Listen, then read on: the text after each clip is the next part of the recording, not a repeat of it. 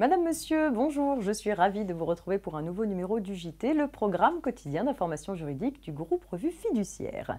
Voici les titres de ce jeudi 24 septembre. Gratification des stagiaires, congés supplémentaires étudiants et cautionnement.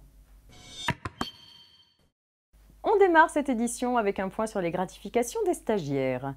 Les gratifications versées aux stagiaires dans le cadre des conventions de stage signées depuis le 1er septembre 2015 sont exonérées d'impôt sur le revenu à hauteur du montant annuel du SMIC, soit 17 490 € en 2015. Un jeune qui, au cours d'une même année, effectue un stage puis occupe un emploi peut bénéficier à la fois de l'exonération d'impôt sur le revenu au titre de la gratification perçue pendant son stage et de l'exonération d'impôt sur le revenu prévue pour un jeune âgé de 25 ans au plus au 1er janvier de l'année d'imposition qui travaille pendant ses études dans la limite de 3 SMIC mensuels.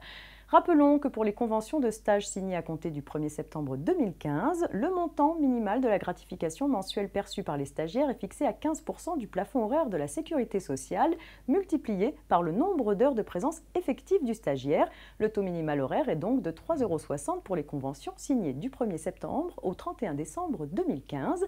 La gratification mensuelle s'impose pour les stages ayant une durée supérieure à 308 heures. On poursuit avec un congé supplémentaire étudiant. Depuis le 8 août 2015, les salariés qui sont également des étudiants inscrits auprès d'un établissement pour obtenir un diplôme d'enseignement supérieur peuvent bénéficier d'un congé supplémentaire pour préparer leurs examens. L'étudiant acquiert 5 jours ouvrables de congé supplémentaire tous les 60 jours ouvrables travaillés. Ce congé doit être pris dans le mois qui précède les examens. Il s'ajoute au congé payé annuel et éventuellement au congé annuel de 30 jours ouvrables auxquels ont droit les salariés de moins de 21 ans. Cependant, ce congé supplémentaire n'est pas rémunéré. Une petite histoire de cautionnement pour terminer. Deux particuliers se portent chacun caution solidaire d'un prêt bancaire consenti à une société. Les cautions sont assignées par la banque en exécution de leur engagement, mais elles font valoir que la durée de leur engagement n'est pas indiquée précisément dans la mention manuscrite. À la place, il est seulement mentionné que cette durée correspond à 2 ans de plus que la durée du prêt garanti. En conséquence, les particuliers estiment leur engagement de caution nul. Les juges leur donnent raison.